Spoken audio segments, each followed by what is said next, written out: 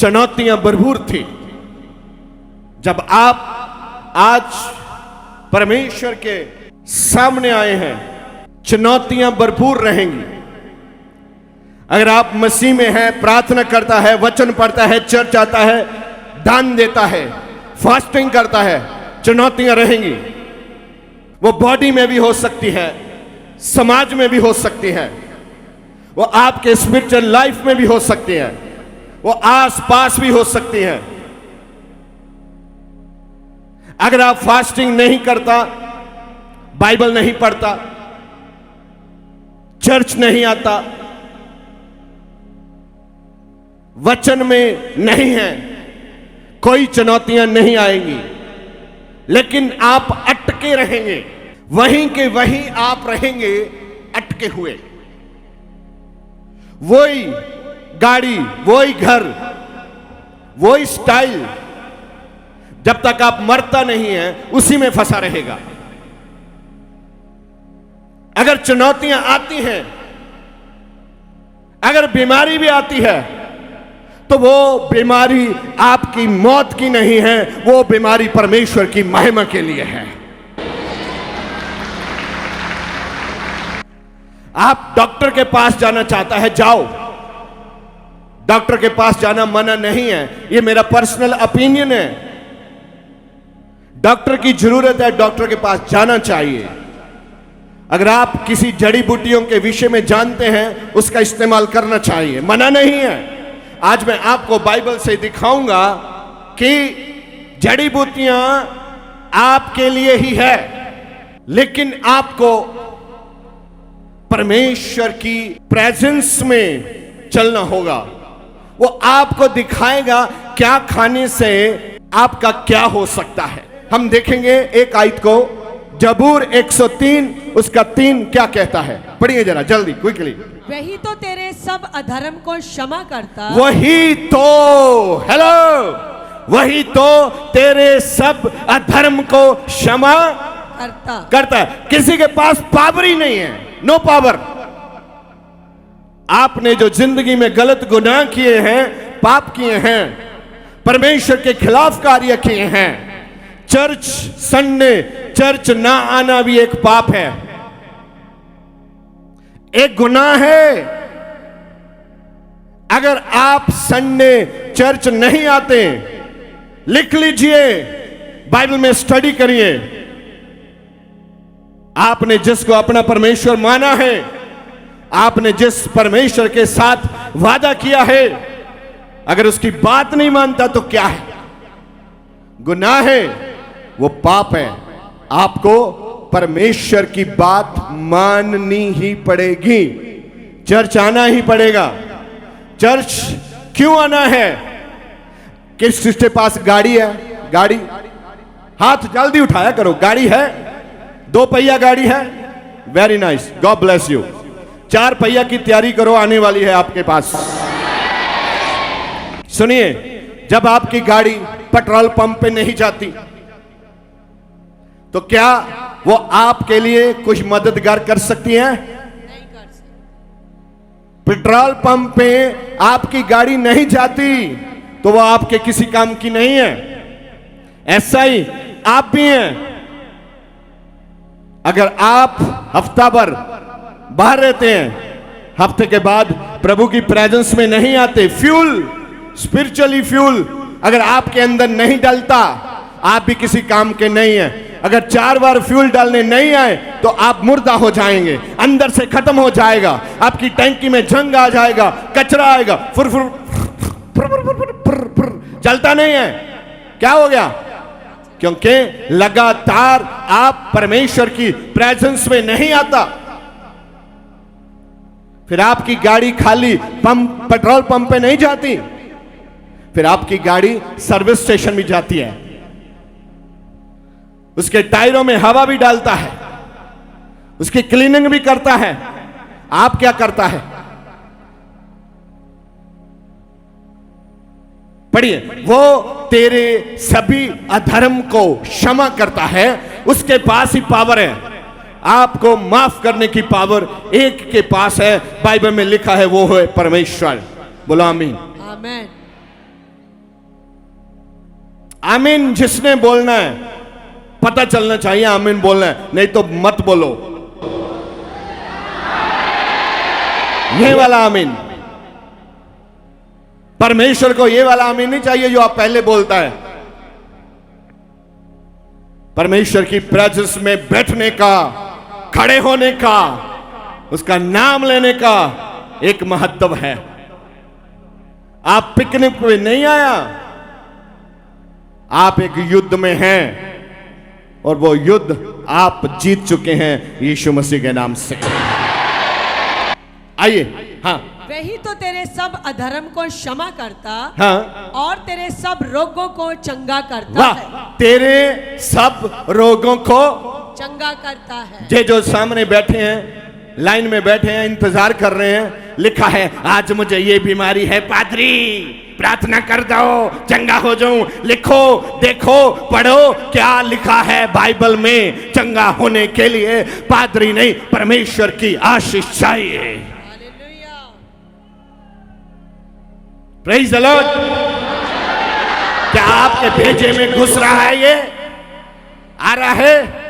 आने दो दिमाग में आना चाहिए ताकि आप जंग जीतें यीशु के नाम से।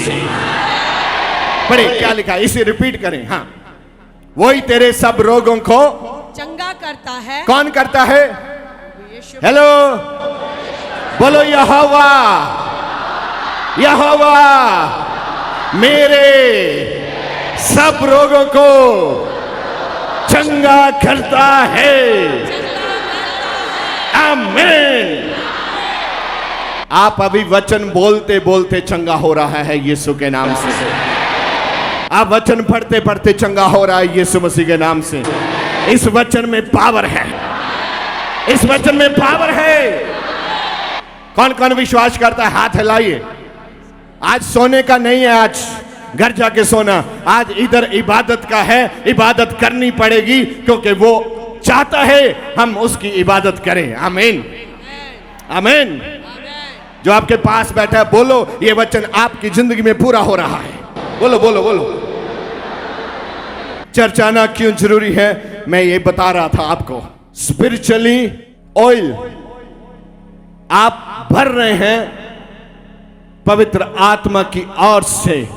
जब 120 लोग प्रार्थना कर रहे थे, क्या हुआ वहां? पवित्र आत्मा उनके ऊपर आया, वो शक्ति से भर गए। आमीन। किससे भर गए? आप भी आज शक्ति से भर चुके हैं। मैंने बोला आपके अंदर शक्ति आ चुकी है। आप एक शक्तिशाली व्यक्ति बन चुके हैं। आपके मुंह में पावर आ चुकी है। मैंने बोला पावर आ चुकी है, इसको चलाओ। जब मूसा परमेश्वर के सामने प्रार्थना कर रहा था, समुद्र के सामने डेरा लगा है, राजा आ रहा है, फौज आ रही है, धूल उड़ रही है, आदमी डर रहे हैं, डेरा डाल के बैठे हैं क्योंकि परमेश्वर ने बोला चुनौतियों के सामने डेरा डालो। मैं भी आज आपको कहना चाहता हूं, कोई भी चुनौती आपके जीवन में है, डेरा डालो और खड़े हो जाओ। यीशु मसीह के नाम से मैं तुझे कमांड करता हूं, मेरे जीवन से बाहर चले जा। उखड़ेगी और निकल जाएगी प्रभु के नाम से। बीमारी तुम्हारे जीवन का हिस्सा नहीं है, गरीबी तुम्हारे जीवन का हिस्सा नहीं है, बंधन तुम्हारे जीवन का हिस्सा नहीं है, नशा तुम्हारे जीवन का हिस्सा नहीं है। आप ऑलरेडी विनर हैं क्योंकि प्रभु यीशु ने आपको जीत दी है। आप किधर ऐसे बेटा? पूछो तो क्या हुआ? बहुत दुखी है, पादरी मिलता नहीं है, 4 बार आ चुके हैं। अंदर कुछ नहीं है। आपके अंदर जो पावर आपने जमा की है वही रास्ता बनाएगी कि आप परमेश्वर के जन को मिल पाएं। अगर आपके अंदर पावर नहीं है, चाहे 20 बार यहां आओ, आप उस लेवल पे मिल नहीं पाएंगे, वो टूटेगा नहीं। आपके अंदर क्या है? अंदर खाली है, अंदर खाली से आते हैं। खाली अंदर लेके आओगे, पादरी से मुलाकात कभी नहीं होगी। परमेश्वर कोई ऐसा सिस्टम क्रिएट करेंगे, आप मिल ही नहीं पाएंगे, क्योंकि आप पहले ही निराश हैं। निराशा से नहीं मिलते, आशा से मिलते हैं।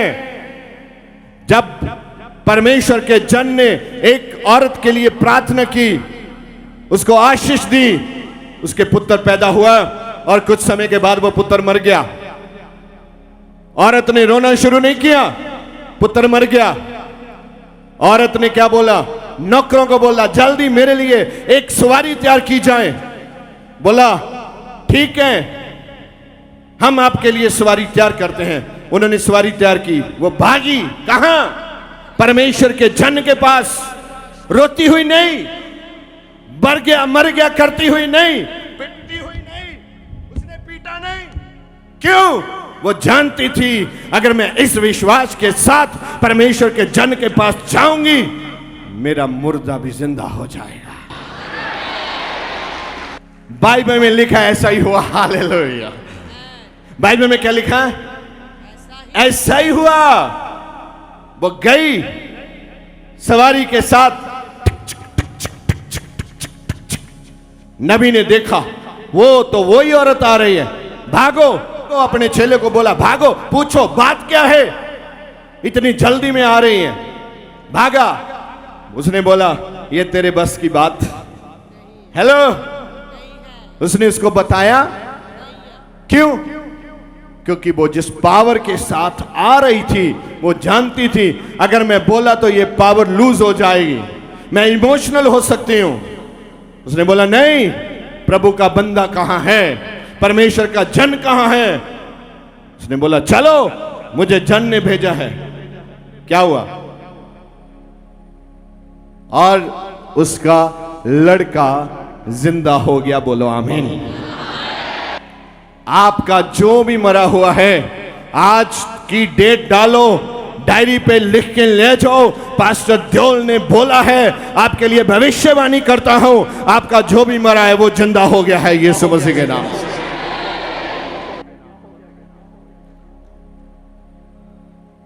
खुशी मनाओ, जाओ प्रार्थना करो, गीत गाओ, क्योंकि परमेश्वर ने आपका मुर्दा जिंदा कर दिया है। वह मुर्दे जिंदे करने वाला परमेश्वर है, उसको मुर्दा भी जिंदा करना आता है। लेकिन आपके अंदर क्या है, आपका विश्वास क्या है, आप किस प्लेटफॉर्म पे खड़े हैं, आप उसके विषय में क्या सोचता है। देखिए बड़ी अजीब बात है, आज जो वचन मैं आपके साथ शेयर कर रहा हूं, यह वचन आपको जिंदा करने वाला है। कुछ उसका 15, उसका 22 से एक एक शब्द पढ़ना है। मैंने यहां इससे बहुत बातें आज आपके साथ करनी है। तब मूसा इस्राएलियों को हाँ, लाल समुंदर से आगे ले गया। हाँ, और वह शूर नाम जंगल में आए। हाँ, और जंगल में जाते हुए ये देखो क्या हो रहा है यहाँ लोग समुंदर को चीर के वापस आ रहे हैं। हालेलुया। समुंदर के बीच में से निकल के आ रहे हैं, बहुत खुश है, गाना गा रहा है। जब आप किसी बड़ी प्रॉब्लम से बाहर आते हैं, आप भी क्या करते हैं? गाना गाते हैं।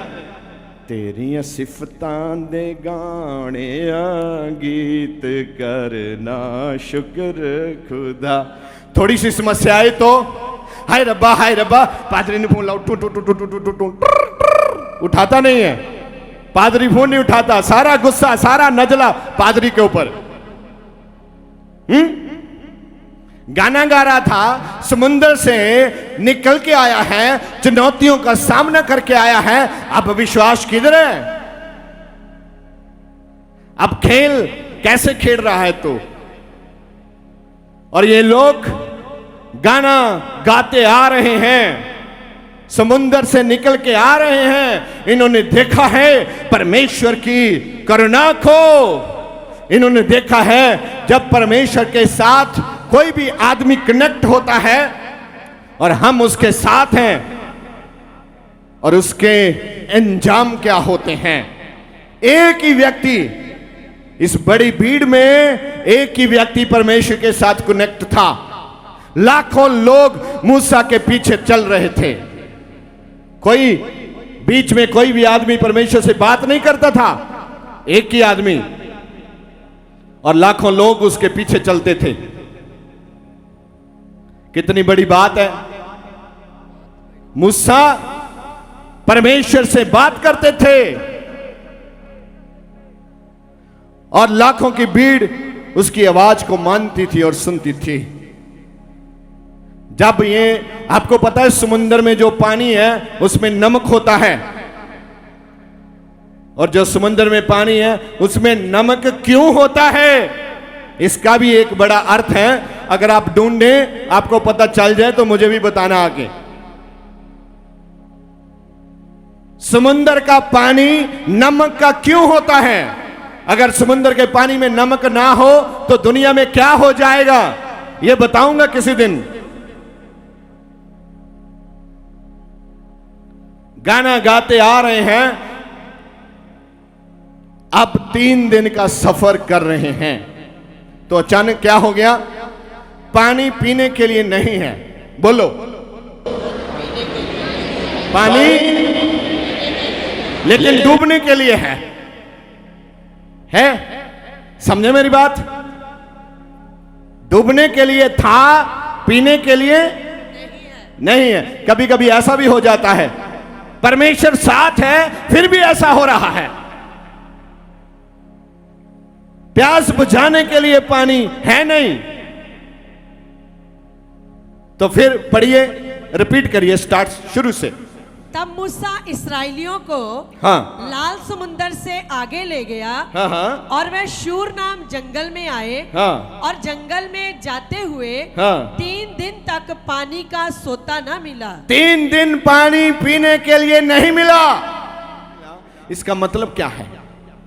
ये न्यू टेस्टामेंट में सारी तस्वीर मैच करेगी। आज यीशु मसीह की तस्वीर यहां नजर आएगी। यीशु मसीह जब क्रॉस पे थे, उन्होंने क्या बोला था? मैं प्यासा हूं, मुझे पानी चाहिए। इधर 3 दिन ये क्या बोल रहे हैं? पीने के लिए पानी नहीं है मूसा, पीने के लिए। उसने बोला ठहर जाओ, सब्र करो, इंतजार करो। 3 दिन पानी नहीं है, ढूंढते हैं पानी किधर है। परमेश्वर साथ है फिर भी 3 दिन पानी नहीं मिला। इसका कारण है आप परमेश्वर के पीछे हैं, फिर भी अगर आप चंगाई नहीं पाई, अगर आपने आशीष नहीं पाई, आपने बरकत नहीं पाई, आपने जो मांगा नहीं मिला, इसका एक कारण है। इसका मतलब ये नहीं आप परमेश्वर के साथ कनेक्ट नहीं हैं, आपका रिश्ता नहीं है प्रभु के साथ। आपका रिश्ता है, आप उन लोगों का एक समूह है, आप उन लोगों के बीच में चलने वाले ही लोग हैं। आपको परमेश्वर नहीं बचाया है, लेकिन परमेश्वर को समझने के लिए परमेश्वर के दास की आवाज को सुनना अवश्य है। और जैसा परमेश्वर का दास आपसे चाहता है, अगर आप वैसा नहीं करते तो भी प्रॉब्लम है। आपको वैसा ही करना है जैसा वो आपके ऊपर विश्वास कर रहा है। आप सच्चे डिसाइपल बने। मुझे सच्चे डिसाइपल चाहिए, मुझे सच्चे चेले चाहिए। और यीशु मसीह 3 दिन के बाद मुर्दों में से क्या हो गए? हेलो, बोलो, यीशु मसीह मुर्दों में से जिंदा हो चुके हैं। पढ़िए, 3 दिन पानी नहीं मिला, फिर मारा नामक एक स्थान पर पहुंचे। वहां एक मारा नाम के स्थान पर पहुंचे। वहां का पानी खारा था। वाह, पानी तो आ गया, भाग के गए, पियो पियो पियो, जल पियो जल पियो जल पियो। ओ पानी मिल गया। जब जाके उसको चखा तो पानी क्या था? खारा था। खारा पानी था, पीने योग्य नहीं था। फिर लफड़ा, पानी तो आ गया, पानी पीने योग्य नहीं है। फिर क्या हुआ? उसे वे पी ना सके। वो पी ना सके, प्यासे हैं, पानी आया, खारा है, पी ना सके। फिर इस कारण उस स्थान का नाम मारा पड़ा, उसका नाम डल गया। हाँ, तब वह ये कहकर मूसा के विरुद्ध बकबक करने लगे। फिर अपने पादरी के खिलाफ, मूसा क्या पिए, मारना चाहता है, उधर ही मरने देता, समुद्र में मार देता, पता ही ना चलता कौन मरा कौन रुड़ गया, क्या हो गया, कोई इस्राएल में रह गया कोई मिस्र में रह गया, क्या करता है। इतना बड़ा मिरेकल देखने के बाद भी लोग मूसा के खिलाफ बुड़बुड़ कर रहे हैं। ये जो बुड़बुड़ है ये आपके लिए बहुत ही खतरनाक है, ध्यान रखना। फिर क्या हुआ? मूसा से बोले, हम क्या पिए, हम क्या पिए, बता दे कुछ पीने के लिए। मारना चाहता है, 3 दिन हो गए पानी नहीं पिया, वो देखो बूढ़ा मरने वाला है। फिर तब मूसा ने यहोवा की दुहाई दी, तब मूसा ने यहोवा के सामने दुहाई दी, प्रार्थना की। तब क्या उत्तर आया? और यहोवा ने उसे एक पौधा बतला दिया। यहोवा ने प्रार्थना करने के बाद एक जड़ी बूटी बताई, मूसा को दिखाया, वो वाला पौधा पानी में फेंक दो, खारा पानी मीठा हो जाएगा। बोलो आमीन। हेलो, अगर ਤੁਹਾਡਾ ਢਿੱਡ ਦੁਖਦਾ ਏ ਤੇ ਤੁੰਮੇ ਵਾਲੀ ਜਵੈਣ ਚਾਹ ਦੇ ਨਾਲ ਪੀ ਲਓ ਤੇ ਢਿੱਡ ਕੀ ਹੋ ਜਾਂਦਾ।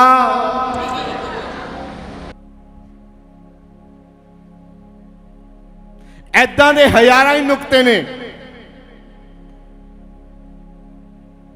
ਅਗਰ ਕਿਸੇ ਦਾ ਵੀਪੀ ਅਪ ਹੋ ਰਿਹਾ ਏ, ਜਿਹੜਾ ਪਾਣੀ ਪੀਨੇ ਆਪਾਂ ਜਿੰਨਾ ਠੰਡਾ ਪੀ ਸਕਦੇ ਆ ਉਹਦੇ ਨਾਲ ਥੋੜਾ ਜਿਹਾ ਪਾਣੀ ਜ਼ਿਆਦਾ ਠੰਡਾ ਕਰਕੇ ਪੈਰ ਡੋਬ ਲਓ, 5 ਮਿੰਟ 'ਚ ਬੀਪੀ ਨਾਰਮਲ ਹੋ ਜਾਂਦਾ ਹੈ। ਬੜੇ ਨੁਕਤੇ ਨੇ। ਨਿੰਮ ਦਾ ਜਿਹਨੂੰ ਪਤਾ ਉਹਨੂੰ ਪਤਾ ਨਿੰਮ ਦੀ ਦਾਤਣ ਕਿਉਂ ਕਰਨੀ ਹੈ। ਇਹ ਜੜੀ ਬੂਟੀਆਂ ਨੇ ਸਾਰੀਆਂ ਹੀ। ਮੈਂ ਇਧਰੋਂ ਬਚ ਕੇ ਇੱਧਰ ਦੀ ਨਿਕਲਦਾ,